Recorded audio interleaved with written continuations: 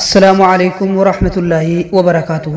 الشمار كفوني كبجمتوتا في جالتمتوتا ilmaan oromoo qaqqaalii dila addunyaa irratti argamtan kabajaa fi jaalalli kiyya bakkuma isin jirtanitti isin bira haga qabu isiniin jecha gaarras odeeffannoo gaggabaaboon walitti deebinee jirra.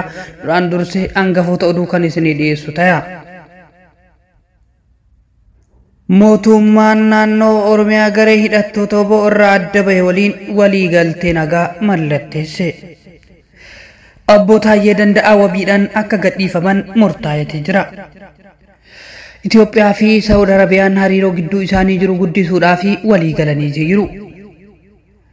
Amma gara oduu bal'inaatti ceenaa ani oduu kana qopheesse kan isinii dhiyeessu ani qopheessaan qophichaa Amiin Awwalii kallattimaan gara oduu keenyatti kan ceenu ta'a. Mootummaan Oromiyaa garee hidhattoota waraana bilisummaa Oromoo irraa adda bahe walii galtee nagaa mallatteesse. Mootummaan naannoo Oromiyaa garee waraana bilisummaa Oromoo obbo irraa adda bahe kan ajaja zoonii giddu galeessa duraanii sanyii nagaa sandorfamu walii galtee nagaa mallatteesseeti jira. Bal'inni walii galtee pirezidaantii naannoo Oromiyaa Shimallis Abdiisaa fi ajajaa waraana bilisummaa Oromoo zoonii giddu galeessa duraanii sanyii nagaasaa gidduu mallattaa'e kana hanga ammaatti ifatti hin ibsamne. Ji'a fulbaana darbe sanyii nagaasaa garee isaanii kana booda jaarmiyaa woboo kumsaa dirribaa yookiin jaalmarrootiin hoogganamu jalatti akka hin sochoone ibsaniitii turan. Mootummaa waliinis mari'achuuf fedhii akka qaban himaniitii turan. Yeroos waajjirri sabquunnamtii ABO woboo sanyii nagaasaan ji'oota dura sababa gocha gantummaatiin garee kana keessaa ari'amuu ibsaatii ture. Woboon dhimma waliigaltee araaraa har'a mallatteeffame ilaalchisee hanga ammaatti wanti jedhes hin jiru. Obbo Taayyee Danda'aa wabiidhaan akka gadhiifaman murtaa'ee jira. Deetaa ministeera nagaa duraanii Taayyee Danda'aa wabiidhaan akka gadhiifaman manni murtii waliigala federaalaa dhaddacha ijibbaata murtee dabarsuu haati warra isaanii Aadde Sintaayyoo Alamaayyoo himaniitii jiru. Aadde Sintaayyoon manni murtii waliigala federaalaa dhaddacha ijibbaata har'a muddee duwwaa 2 bara 2022 ooleen obbo Taayyeen wabiidhaan akka gadhiifaman murtaa'uu mirkaneessaniitii jiru. Haaluma kanaanis ajaja mana murtii kana raawwachuuf adeemsa barbaachisaa ta'e raawwachaa jiraachus dabalanii himaniitii jiru. Hamma caamsaa bara 2024tti ajajaa woboo zoonii giddu galeessaa kan ture sanyii nagaasaa mootummaa waliin ifatti walii galuun kaleessa gabaafameetii jira. Qabsaan gameessi kun erga jaallan kaleessa waliin ture waliin itti fufuu dadhabee murna biraa uume obboloota isaa waliin wal ajjeesuu mannaa galuuf murteessuu isaatu galatatu malaaf jedhe Jawaar Mohammad. Garuu ammoo tarkaanfiin kun akka waan wal waraansa Oromiyaa keessaa dhaabsisuu danda'utti fudhachuun dogongora jedha. Qondaalli ABO woboo mootummaa walii galuun kun taatee amma duras agarraa turres nagaya buusuu irratti bu'aa abdatame hin argamsiifne. Fakkeenyaaf bara 2018 hayyuu dureen ABO Daawud Ibsaa loltoota 1300 ta'an Eeltiraa irraa galchuun mootummaatti dabarsee kenne. Garuu ammoo ji'oota muraasa booda loltoota kana keessaa hedduun kaambii mootummaatii baduun humna woboo xinnaa bosona lixa Oromiyaatti hafe kana marroo dirribaatiin hoogganamutti dabalamuun daran qabsicha cimsan.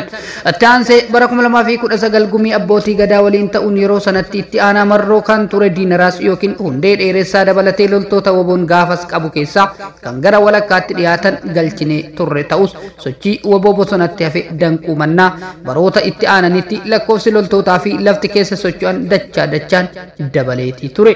Haaluma wal fakkaatuun bara 2021 ajaja woboo zoonii kibbaa kan ture Goollicha Dheengee mootummaatti harka kennate. Kunis akka mootummaan abdatee sochii zoonii sanii laaffisuu hin dandeenye daranuu gara Arsii fi Baaleetti babal'ate. Waliigaltee fi harka kennachuun kunniin sochii riphee loltoota laaffisuumaaf dadhabe laata sababoota hedduu keessaa lama tuquun ni danda'ama jedha.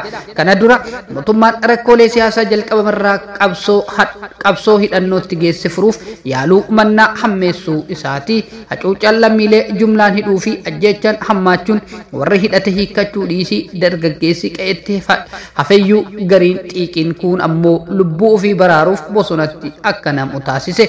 Kan lammataa mootummaan waadaa hogganootaa fi loltoota lola dhaabuuf walii galaniif seenee guutuu dhabuu isaati. Warra qawwee lafa kaanii galan kaambii mootummaa keessatti jechaan salphisuunii fi gochaan miidhuun gaabbii fi dallansuu keessa galchanii bosonatti akka isaan deebi'an taasise. Kanneen kaambitti hafan ammoo leencalloo jireenya nagaatti deebisuuf barbaachisu ramaduu dhabuun harka duwwaa facaasan. Ajajoonni olaanoon miidhaa kana caalaaf saaxilaman Diinaraas galee ji'oota muraasa booda Bishooftutti ajjeefame. Goollichi Dheengee maatii gaafachuuf Boorana dhaqnaan reebanii salphisan. Midhaan miidhaan warra lola dhaabee daandii nagayaatti deebi'ee kanarra gahaa ture kun kanneen bosonatti hafan qabsoo hidhannootti akka ciichan taasisuu bira dabree dargaggoonni kumaatamaan akka itti dabalaman carraa laatee fi faayidaan mootummaa waliigaltee harka kennuu qondaaltota irraa argatus olola torbaan tokko qofatti akka murtaa'u godhe taateewwan amma dura kanneen irraa kaa'uun waliigalteen kaleessaa kunis nagaya oromiyaatiif bu'aa hammasii fida jedhanii hawwuun rakkisaadha jedha. Mootummaan riphee loltoota jireenya nagaa filatan simachuun gaariidha. Ololaaf fayyadamuunis waanuma eeggamuudha. Ammoo akka waan taateen akkasii wal waraansa deemaa jiru dhaabsisuu danda'utti yaaduun of sobuudha jedha xiinxalaan siyaasaa obbo Jawaar Mohammad. Ajajaan yookiin murni tokko jaarmaa riphee lolaa tokkorraa fottoquun yeroof dirree lolaatti bu'aa hamma tokko qabaachuu mala. Garuu ammoo haala qabatama amma jiru kun humna mootummaa hedduu laaffatee fi diinagdee biyya laamcha'e kanatti madaala waraana waliigala irratti dhiibbaan qabu murtaadha jedha.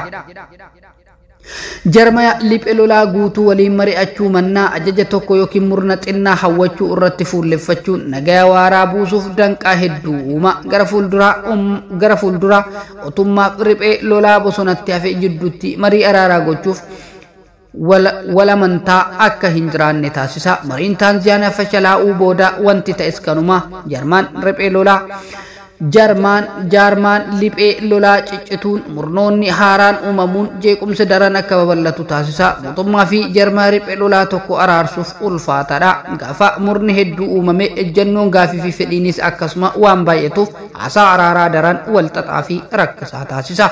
Kanaafuu mootummaan kun wal waraansa naannolee Oromiyaa fi Amaaraa keessaa jiranitti xumura gochuuf yoo barbaade sababoota siyaasaa jalqabuma biyyattii lolatti seensisan hedduu furuun dirqama akka ta'e amanee fudhachuu qaba. Kanaan ala karaa qaxxaamuraan Itoophiyaa nagaa waaraa geessuun eessayyuu hin gahu hin jiru jedha.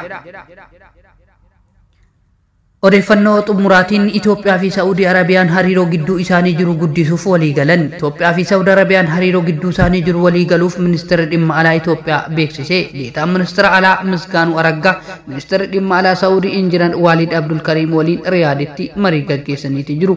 Hariiroo biyyoota lamaan gidduu jiru gara sadarkaa olaanaatti guddisuun faayidaa waloo mirkaneessuuf argachuuf aangaa'onni walii galaniiti jiru. Aangaa'onni kunneen waliigaltee biyyoota lamaan gidduu jiru hojiitti hiikuuf waliigaluu odeeffannoo ministeera dhimma alaa Itoophiyaa baasee ni agarsiisa. Egaa kabajamtootaa fi jaalatamtoota odeeffannoon har'aaf qabadhee dhiyaadhe kana fakkaataa ani qopheesse kan dhiyeesse qopheessaan qophichaa Amiin Awwalii hanga qophee birootii walitti deebinutti gamanumaan turtii gaarii.